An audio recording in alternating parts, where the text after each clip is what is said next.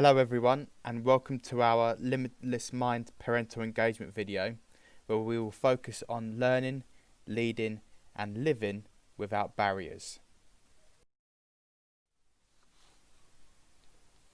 At various points in our lives, we would have said or heard phrases similar to what is on the screen, be it from a professional level or a personal level, from being a child to an adult, as well as hearing it from our own children. I myself had similar experiences from being in primary school. If I was moved a colour group, then I felt that I wasn't any good at that subject. For a lot of us, these phrases we would have used when we were in primary school would have probably followed us as adults, such as our struggle with maths, which could then impact our children's opinions on that same subject. On the screen is our school's vision that makes references to not placing limits on learning. This year, our focus at Foxfield is to ensure that no limits are placed on our children's learning and to find strategies for them to have a limitless approach, especially now with remote learning.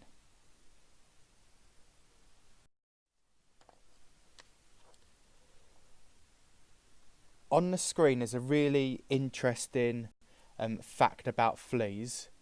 So fleas are amazing creatures. They can jump 100 times their own height, which is the equivalent of a 6-foot human leaping a 30-story building. But if you put them in a jar with a lid, within 3 days of jumping against this imposed ceiling, this feat is no longer achievable. Even when the lid is removed, the fleas will have learnt to jump no higher than where the lid was placed. But what is even more amazing is that their offspring will also be able to jump no higher, having followed the examples of their parents. So what we need to consider is, has our thoughts and beliefs about ourselves or our children ever limited their full potential? And how can we ensure as adults that no ceiling is ever put on our children and what they can achieve?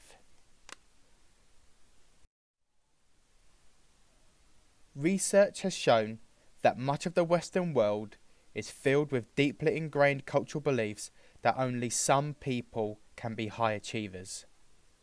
Many of us have been told this, and we have been conditioned to believe this. But this belief is insidious and damaging and prevents us all from reaching our full potential. Unfortunately, the vast majority of schools are still inside this fixed brain regime. In Britain, 88% of students are placed in groups at the age of 4 and remain in these groups for the rest of their lives. Once we tell young people that they are in a lower ability group, their achievement becomes a self-fulfilling prophecy. And it is time that we recognise that we cannot label children and have low expectations for them. These on the screen are just some of the barriers that we may face when trying to ensure that there is no limit on learning. All of these things can explain why limits are placed on children achieving. And our own beliefs, behaviour and unconscious bias and assumptions can play a big part. We need to remember that all students want to learn and that they only act unmotivated because someone at some point in their lives has given them the idea that they cannot be successful, and we need to let go of these damaging ideas. With Limitless Minds, there are 6 keys which all have the potential to unlock different aspects of people. These 6 keys of learning not only help create opportunities for people to excel in the learning of different subjects, but also empower them to approach life in a different way.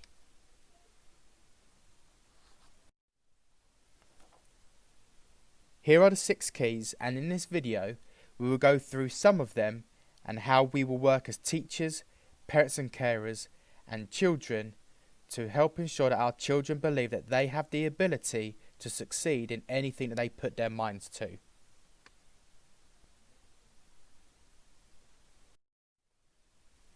Key 1 is about the concept of no matter your age, we continue to learn new things.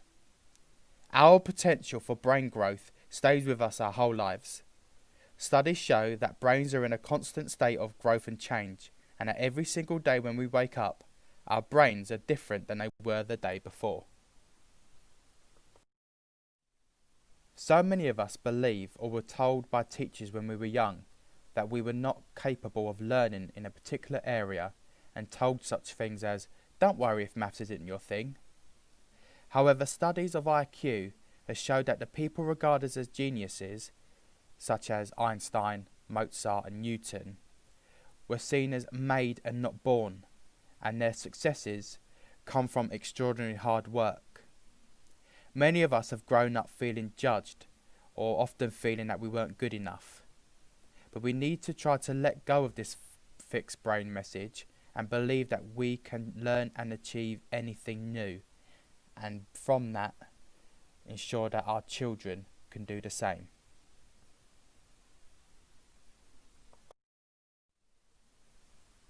Key 2 highlights that struggle is good for our brains.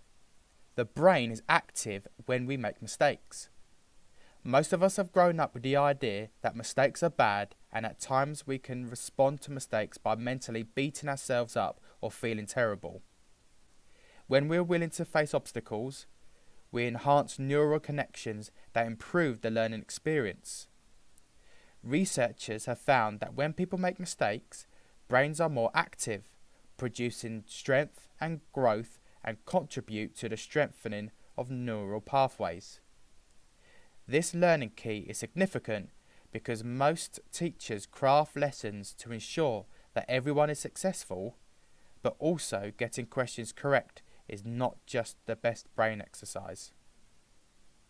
For children to experience growth, they need to be working on questions that challenge them, questions that are on the edge of their understanding.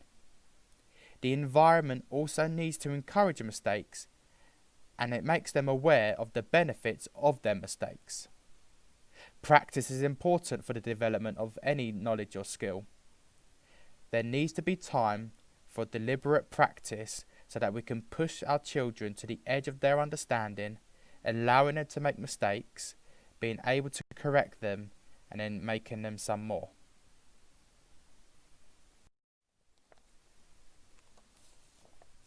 An example of how we can support our children through tasks is by using a learning pit. Depending on the task, your child might find it challenging and therefore say particular words or phrases or act in a particular way. This is known as the pit. When a person finds themselves in the pit, they feel like the world is ending and they will never succeed in that task.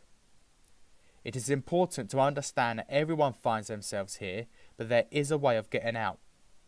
It can be done individually or by the support of others. Part of understanding the pit is knowing the signs of your child are showing when they are struggling and acknowledging their struggle.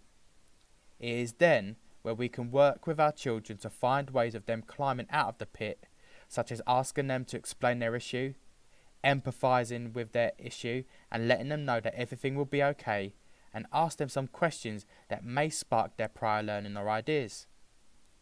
Examples such as, what would have Sir or Miss do in school if you were stuck? Or, what have you learnt so far in maths that would help with today's lesson? It is then the idea of collaboration that makes us feel that we are not alone to solve our struggles and makes achieving our goal more realistic. By creating a pit with your child, you will then be aware of the signs that your child may show when they are struggling with a task, and have some strategies with how to support your child with overcoming their struggle before they feel like they can't do the task.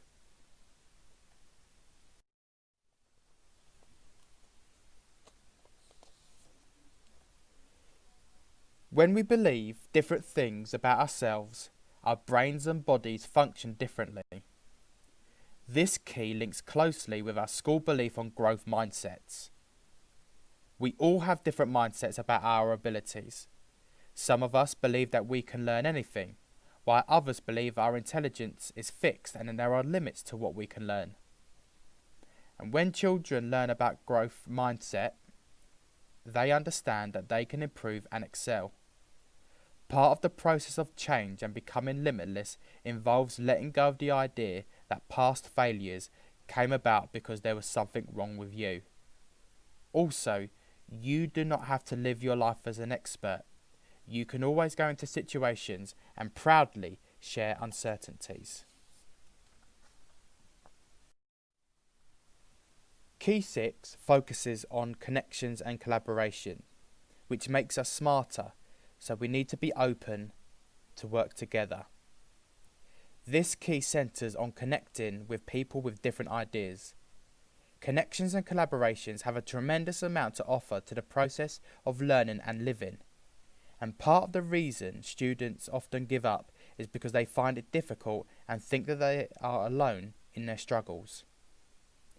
And an important change that takes place when children work together and discovers that everyone finds some or all of the work difficult. And it helps them to know that for everyone learning, it is a process and that obstacles are common.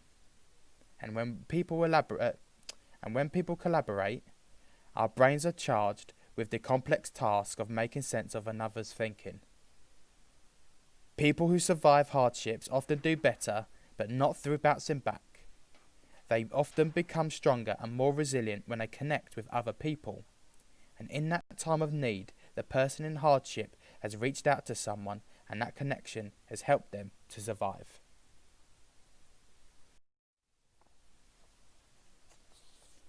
Here's Albert Einstein. There's nothing special about his brain, just his growth mindset. What is different is that they have more active connections between brain areas, more flexibility in their thinking, visual thinking, not born with but developed through learning.